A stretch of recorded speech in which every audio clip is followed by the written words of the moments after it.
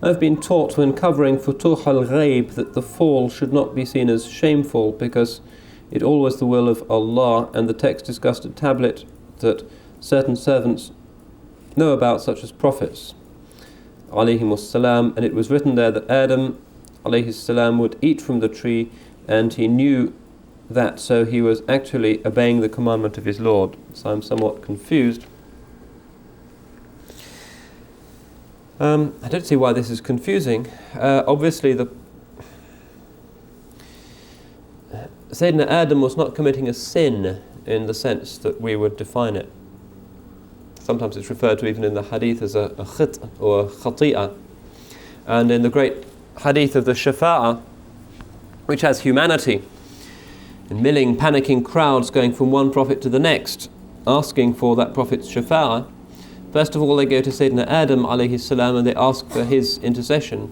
And he says, Nafsi, Nafsi, I committed a sin which was eating from the tree, and I am preoccupied with that and have not time for others. And then they go to Sayyidina Ibrahim al-Khalil, who told untruths 3 times when he said, for instance, Bal fa'alahu kabiruhum hadha, when he pointed to the large idol that he claimed to destroy the smaller idols, and this is a lie which is apparently a wrong action.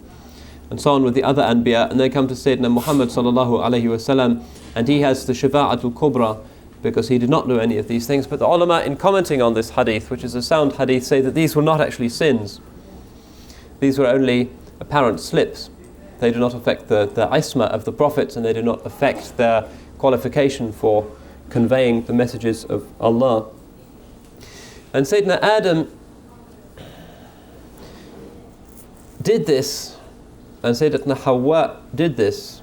The Quran refers to them both falling together. فَأَزَلَّهُمَا الشَّيْطَانُ وَأَخْرَجَهُمَا مِمَّا كَانَا فِيهِ. It uses the dual. It doesn't suggest that the responsibility was primarily that of either of them.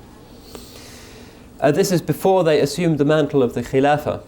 In other words, there was really no taklif at that time. The amana, as we know it, had not yet fallen upon them. They were in a prelapsarian state of innocence. They were like children. They were not yet baligh, in a sense, and hence this cannot be considered to be a sin. And it may well be the case, as this text Futuh al-Ghaib appears to imply, that this is all in Allah's knowledge. It was predetermined,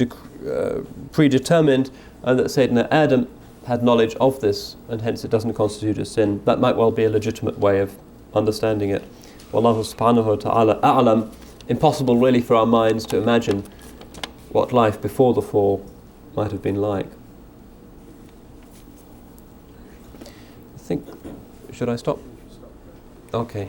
I shall carefully retain those slips of paper that I have not had the opportunity of opening yet, and inshallah there will be an opportunity to look at them tomorrow, bi'idhnillah.